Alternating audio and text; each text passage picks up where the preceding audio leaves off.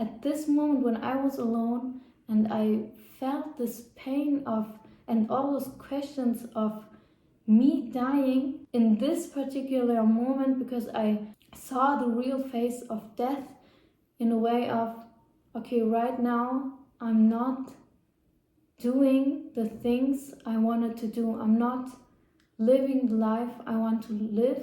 And if I'm dying, I'm going to regret any decision. Hi, my name is Kat, and today I'm talking about the topic happiness, and just talk about how you can find your happiness for yourself. Because for me, whenever I listen to videos about manifestation, law of attraction, and so on, I always realize that people are talking about happiness like a byproduct. It's fake it till you make it. So you are pretending to be happy, or you're pretending to be confident, or you identify with it, but you don't actually know how to be happy. For me, happiness itself is not a byproduct. It should be the main focus. So the first actual step in find your happiness is get to know you and know what your deepest desire is. What do I mean with desire? I mean, what do you really want? What do you really want in life? Before you can decide what you really want in life, you have to know what you like the most, what you love the most. Get a piece of paper and a pen. Write 4 to 5 things down that you love to do the most. It could be as easy as possible, like petting your cat or going to the grocery store or shopping or whatever. You can write those things down, and if you're finished, you just look at the 4 or 5 things. Then you're rating them from 1 to 5 or 4. And you're just looking at those things you love the most. Just try to do the things you love once a week, or just, you can start with once a week, but you can actually do it more times to remember yourself what you value the most. And then from this point on, you know, okay, I love to spend time with so and so, and then you can make more things out of it. Like if you love your best friend and you know your best friend is encouraging, then you can work with her at the same workplace. I mean, there is a point where you can just choose the most simple stuff and make something great out of it. For example, it's not easy for me to talk in front of a camera, but I know the thing I value the most is to help people, and I know if I have a platform, I can reach more people and more people can listen to what I'm saying. I'm saying it because it's something I really want to do. I love helping other people. Even sometimes if I'm very stressed out, I know that it's something that I enjoy. You don't need to know what you want to do in life. Even if you say, I hate to do anything, I just want to be financially stable, you can write it down and then search for things that could make this dream happen, because you don't need to choose something specific for yourself.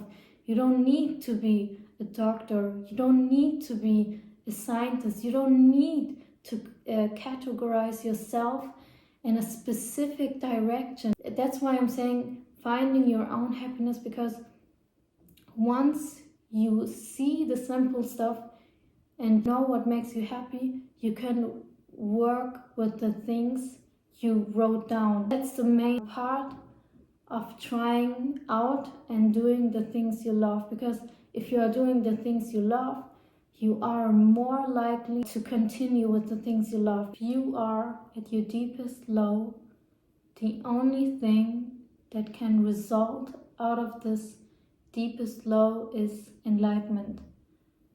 What I mean with that is, if you feel this pain inside of your heart and you feel the sadness and all the stuff people hurt you with, then the only response your body can give is enlightenment. And enlightenment is to stop hurting yourself. Me, for example, when I had my deepest low, I was in a train back to my apartment, away from my parents, away from everyone I knew. I cried and I cried and I cried in this train. I was alone, it was dark, and nobody was there to help me. But then this deepest pain just vanished because I told myself, my body told me, told my brain, stop.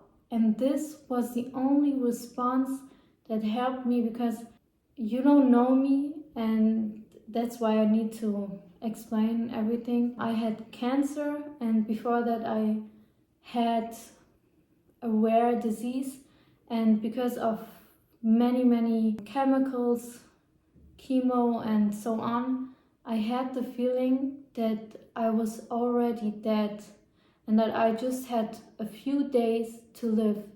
If you think about it, it's like, what should I do? If I'm dying, there's nothing left. There's nothing I can take with me in my grave. So I thought to myself, I'm going back to my apartment and I am surrounded by people I don't know. And if I'm dying, no one will ever remember me in a way of my siblings remembering me, or my siblings comforting me while I'm dying. I know it sounds weird, but if we think of death or being dead, then we have this strange feeling of, I'm anxious, I don't know what's coming, I don't know what's afterwards, I don't even know my whole existence. In the face of death, we are all like, oh, was that it? Is that my life? Do I want to spend the time with people I don't know? Do I want to spend my time with the things I hate the most? And all those questions just started because of the deepest pain I felt in my heart.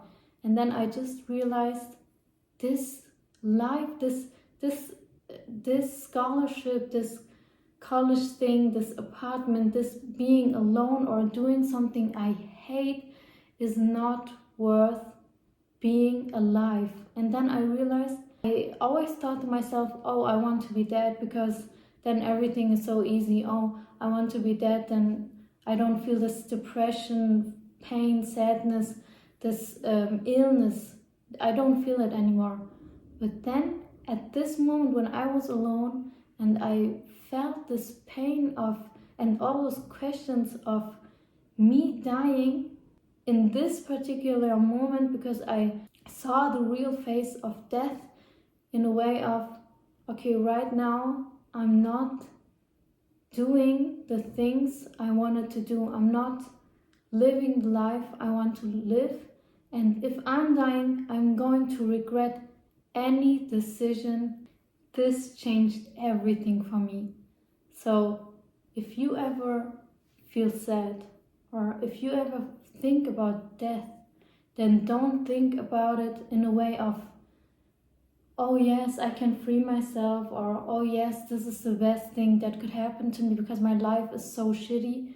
Don't think like that, because we don't actually know what's coming afterwards. We don't know what is waiting for us. So, okay, we could try to explain it in a religious way, but who can actually give you most valued truth about death? I guess nobody. Nobody who's actually existing. Try to make your day the best days of your life. For that, you also need to understand what happiness actually means. And I know everyone defines happiness different, because happiness means something else for everyone. But happiness actually, for me, started when I was grateful, when I showed gratitude for the things I had. Because When I thought, for example, about people that had less than me, I could resonate with that thought because I thought to myself, oh, I have food on my table, or I can go, I have hands, I have everything I need to have to move on, and I'm not dumb. If you start to just before you go to bed, to just say thank you for 10 new things, like if you got a new phone, be grateful for your phone or for your bed or for anything that's surrounding you, because then you will realize what you actually have. And even if you forget it for a day or for a week, it's not that bad. But if you constantly remind yourself of what you have, then it's easier for you to understand that life is more than what you could do in the past or what you could do in the future or all the pity thoughts that you have in your head. So it's more focusing on what you have now, and you are not focusing on the things you want to do or you could do in the past. I also read about a woman who said, I am happy for my prosperous and great life 55 times a day. Then before going to bed, 10 new things every day. So you have to be creative. Like if you said bad yesterday, you need to say something else today or tomorrow.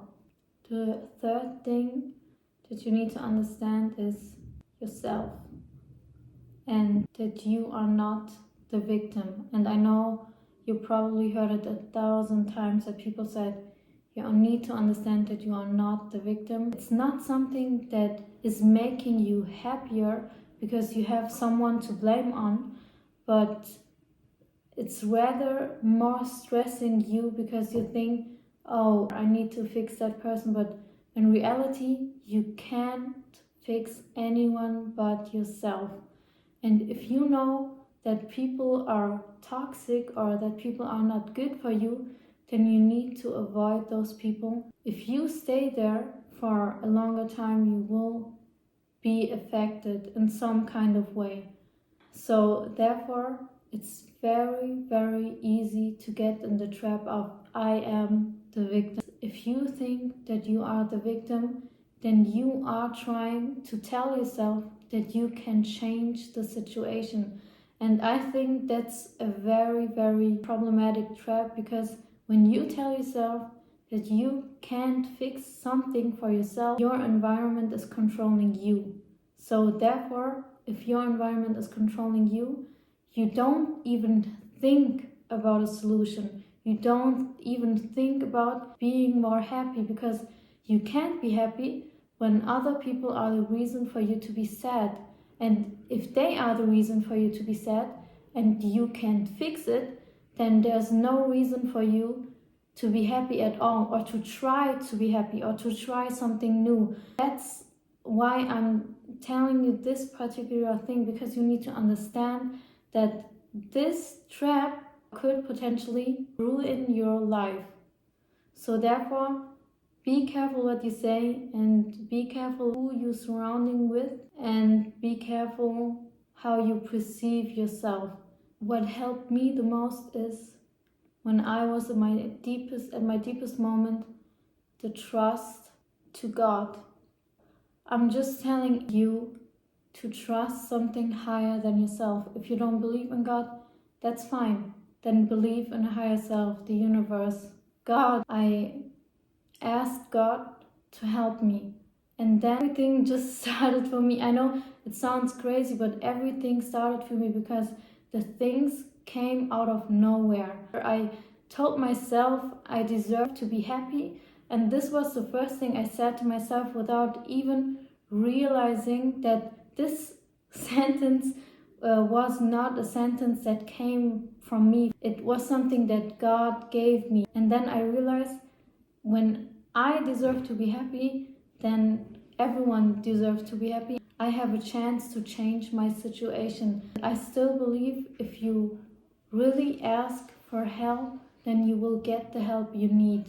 No matter if it's a sign, people, occasions, or whatever. Just look around yourself and see what happens. You don't know how far you can come in just a little amount of time. Now I want to talk about the reason why I made this video. And that's the most important part about this whole video, because some people think they need to achieve something to be happy or to gain something out of it. But I'm telling you in this whole video, you don't need to achieve anything to be happy, because you are happy now. When I read this book, The Power of Positive Thinking, I just realized that if you are just trying your best, or if you are just looking around and seeing all those beautiful things and living in the now, in the moment, you will realize that nothing really matters, but in a positive way. Like, for instance, if you have a certain degree, if you have a certain amount of money, God, the universe, even yourself after death, you will not think about it. It's not important for you anymore, because those things are temporary. And I'm not saying this in a matter of scaring you. I don't want to scare you. I just want to tell you, whatever you do, don't be sad. Don't try to have those negative emotions and try to exchange those negative emotions with positive ones. Because even if you see your face and you think to yourself, oh, I'm so ugly, I'm so ugly, I'm so ugly, I'm so ugly, someday you are just accepting the things you are saying to yourself. Then if anyone is telling you you are beautiful or you have a pretty smile, you will always say to yourself, maybe this person is just saying this to make me smile, to make me happy, but that's not true. I mean, who cares? Who cares if it's true or not? Because the only truth you are creating for yourself. You are creating your own reality. And that's what you need to understand, because you can walk the streets like the biggest star on earth, and even if nobody cares, you don't need to care if anybody cares. You don't need to meet the expectations of other people. You don't need to be happy when other people are happy. You are happy. You are happy when you are happy, when you are doing the things you love. And nobody is ever going to tell you what you love. You are the one who's telling you what you love. That's the main part of life, to be happy.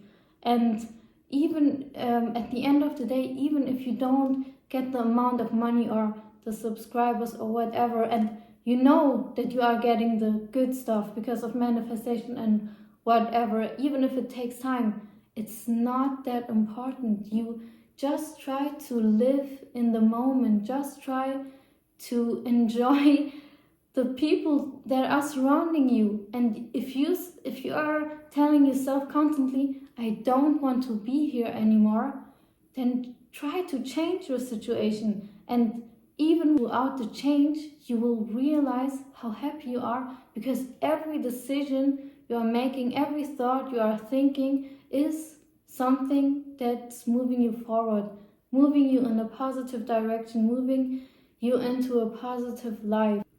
That's the end of my video. I hope you liked it.